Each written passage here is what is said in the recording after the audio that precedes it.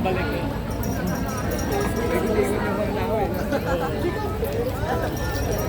Salamat po. Ano mga kanya Sa kanila, plakad kayo. Sa kanila, plakad ang dala eh. Pag meron kami kasalanan.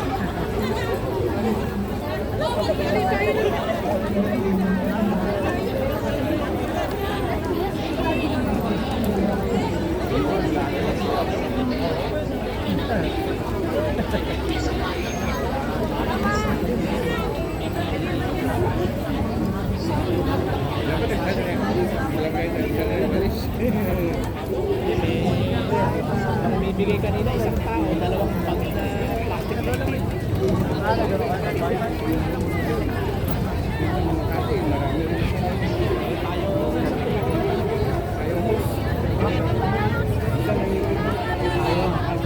Ayaw ang fire hose.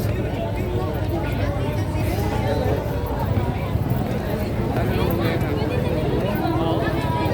Lalo yan. Pagka mag-aalas na yun.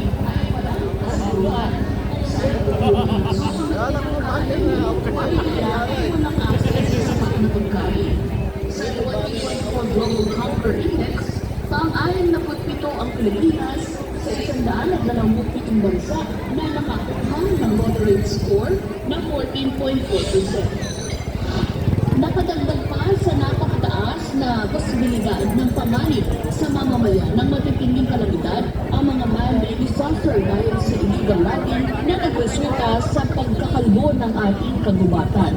Sanhi ito ng soil erosion na nagre-resulta naman hindi lamang sa mga pagbaha, kundi lalo na sa mga kalaging-laging na landslide o mudslide at mga katulad nito. Sa Mindanao, matatagpuan ang top 5 hotspots sa illegal logging. Caraga region naman ang top source ng mga nakumpiskang illegal forest products na nagkakahalaga ng halos 50 million pesos, sinundan ng Northern Mindanao na may 25 million pesos at Davao Region na 10 million pesos. Caraga rin ang tatapagtala ng pinakamataas na log production sa buong bansa na umabot sa halos 643,000 cubic meters of logs noong 2022 at 557,000 cubic meters of logs noong 2023. Ang 643,000 cubic meters ng logs ay maaari nang makagawa ng 32 milyong co-shares. Pero bakit talagang illegal logging at ibang pang illegal na aktibidad sa iba't ibang ahensya ng pamahalaan? Ang sagot, ang hindi matigil-tigil na korupsyon. Sa 2023 Corruption Perceptions Index ng Transparency International, nasa pang-115 ng Least Corrupt Nation sa kabuang 180 countries ang Pilipinas. Ang katumbas, pang-65 sa most corrupt. Kabilang sa itinuturing na uri ng katiwalian sa national government ang overpricing, unrestricted appropriated fund at bribery. Nagre-resulta rin ang mga nawawalang pondo ng gobyerno dahil sa korupsyon sa nagiging deficit sa budget ng pamahalaan na magagamit sana para sa paglutas ng maraming suliraning nagpapahirap sa taong bayan. Malaking problema rin ng bansa ang unemployment. Noong Nobyembre 2024, higit sa isa't kalahating milyong Pilipino ang walang trabaho. Bagamat bumaba ang bilang na ito, marami pa rin ang mga kababayan nating underemployed. May trabaho nga, doble kayod naman dahil hindi sapat ang kinikita sa isang trabahong pinasukan. Sa tala ng PSA, aabot sa 5.35 million sa kabuang 49.7 million employed individuals ang naghahangad ng dagdag o mas malaking kita o underemployment rate, mas mataas sa 11.2% underemployment rate noong Agosto.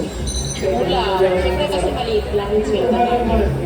Eh, ngayon ang mahal ng mga bilihin eh. Ako tulad ko, single mom. Isa lang ang anak ko, tapos nagre-rent.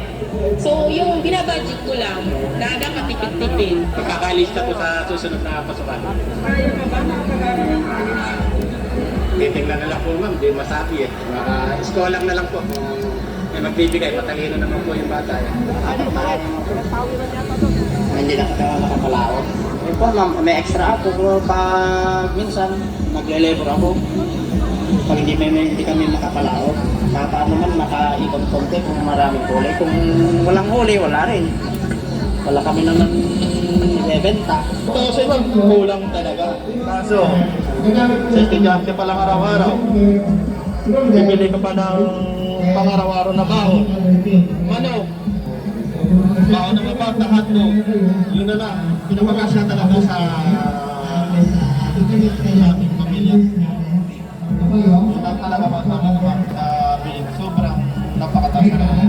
Dahil sa underemployment, nagkakaroon ng una, kawalan ng hanap buhay dahil hindi kayang suportahan ang ekonomiya at lumalabong labor force. Mabatang kalidad ng trabaho kaya ang mga edukadong manggagawa ay napipilitan magtrabaho para sa kakayahan. Ako naman ang kakayahan na nagre-resulta sa jobless match. Mamaya ako tayo.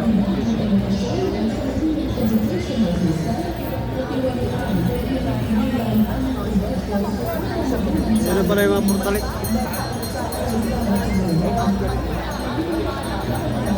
Okay na rin yun, 5 piso. Hindi, yung ating ano ba? Sinutan.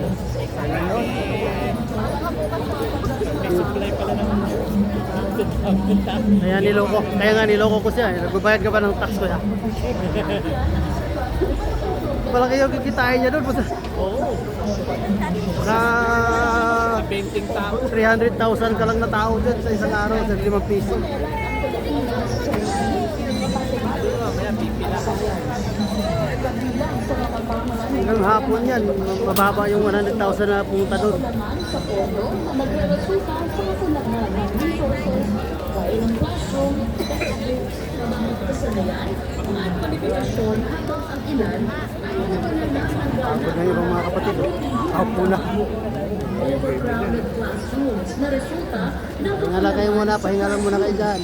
Sinabi ng Department of Education na ang ideal ratio ng guro at estudyante ay 1:35 sa bawat classroom. Merong ilang kakulangan sa classrooms na aabot sa 165,000. Bawal daw bumili. Kakulangan sa mga instructional materials gaya ng textbooks, computers, at iba pang kailangan sa pag-aaral kaya't nahihirapan silang epektibong matuto sa aralin. Kakulangan ng access sa quality education, lalo na sa maliit Garas lang tayo, sa garas lang tayo. Yung lilinisin natin mamaya, ito na yun. Oo, yan. Oo, maglinis tayo mamaya, ito kasama to sa atin. At guro sa kanilang lugar. Walang alternative learning system as in-encourage ko or gusto Pero ko yung pwesto natin ngayon sa ano, din pa. system kasi ito yung mga magbubukas sa mga kabataan natin na mga undergraduate ng elementary at undergraduate ng junior high school or high school na makapag-aral sila, makapag-isip sa eskwela. Kulang sa pasilidad ang mga ospital, ang pamahalaan, at kapos din sa mga doktor at nurses na karamihan ay naghahangad magtrabaho sa labas ng bansa.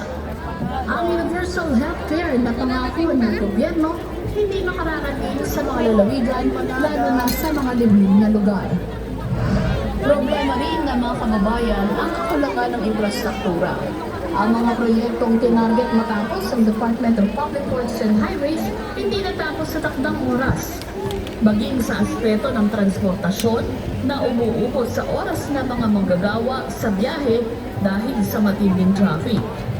Oras na sana na nagbubuli na para sa kanilang pamilya. Sa isang pag-aaral ng Japan International Cooperation Agency o JICA, halos 3.5 billion pesos ang kalubihan sa ekonomiya ng bansa dahil sa traffic congestion sa Metro Manila o tumataginting na 1.27 trillion pesos sa loob ng isang taon. Ang mga problema sa kahirapan, kawalan ng trabaho